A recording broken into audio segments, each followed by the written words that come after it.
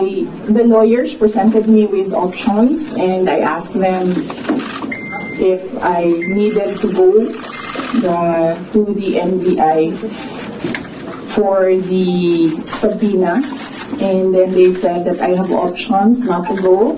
I can send a letter, I can send a position paper, I can send an affidavit.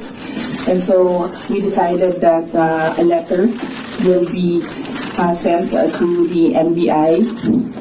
And then with regard to patas, I don't think nagiging patas itong investigasyon na ito, dahil kung nakita niyo naman yung mensahe ng Pangulo na sinabi niya na ganitong kriminal na mga, sorry hindi ko maalala yung exact words na sinabi, pero sinabi niya ganitong mga kriminal na ageist. Sinabi niya ganitong mga kriminal na gawain na hindi ko palalampasin. So, makita na natin, no, the pronouncements of the President, meron ng bias doon. And kung nakita niyo rin yung interview ng isang USEC ng Department of Justice, sinabi niya, a threat is a threat. Well, if you're a lawyer, you would argue na no, there's several kinds of threats, but nakita niyo na doon pa lang sinabi na niya kung ano yung position niya. At as a USEC of DOJ, we expect that that is the position of the Department of Justice. So kahit pa man pumunta ako doon, hindi ako pumunta doon, we believe, and I believe, that we, meaning the lawyers and I, believe that cases will be filed. So kahit pang sabihin nila na merong investigasyon, sa simula pa lang, nag-desisyon na sila na mag-file sila ng cases. For clarification lang, nabanggit niyo po, nagpadala kayo ng letter. Aside from that, magbibigay po ba tayo ng affidavit or statement po? Hindi na. Tinanong ko sa lawyer kung idadagdag ko pa ba yung affidavit ko. Sabi niya hindi na daw kasi nilagay ko naman na doon sa letter, kung ano yung sasabihin ko sa affidavit. Thank you. Another follow-up, Selarina, nicely. Good afternoon, Ma'am. Selarina Montes from NHK. You have mentioned that there are already biases on how the government or the DOJ treat your case. So what would be the worst case scenario na nakikita ninyo na maaaring mangyari sa inyo? Okay. Ang worst case scenario, thank you, Ma'am Sel. Ang worst case scenario na nakikita namin is removal from office, impeachment, and then patong-patong na mga kaso, multiple cases to be filed, which the lawyers already told me to expect as well.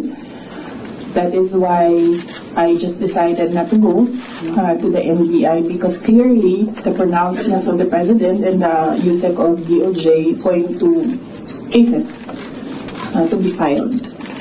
So parang may nag-raise before that it could be like a violation dun sa anti-terrorism law and plunder, which are non-bailable offenses. So could that be part of the worst case scenario na hindi kayo i-arrest kayo just in case and no bail? Yes, that could be as well. That is a possibility, ma'am, for cases that are without bail. And as I said, when I read the subpoena, I read there, it was for grave threats, na hindi naman grave threats yung ginawa ko under the revised penal code, and it is for anti-terror law. So napaisip ako, bakit anti-terror law ang iniimbestigahan nila. And then, it's not the first time that I've heard of the anti-terror law used against a person. So the first time I read about it, they used it against Congressman Arlie Perez. So I inquired. about what happened in Negros. So I was told, yun nga, there was a red notice, there was a AMLAC, freezing of assets, money, there was, well, a warrant of arrest, yes. And very recently, I read again the law, and then I found there that there is a provision there, removal from office. So, on that point, it's still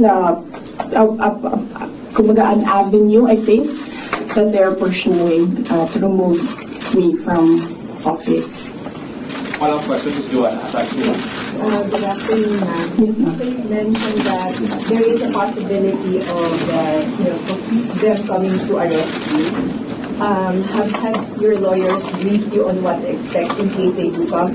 And will you allow yourself to be arrested, or will you, because there have been others who have fled, will you want to face people, face the law enforcers who will arrest you, or will you also try to not get arrested? No, I do not plan to leave the country, or I do not plan to hide if there will be a warrant of arrest. Mainly because my children are here. So if I am detained, I want to be able to still see my children. So I have no plans of doing that. I have no plans of leaving the country to hide.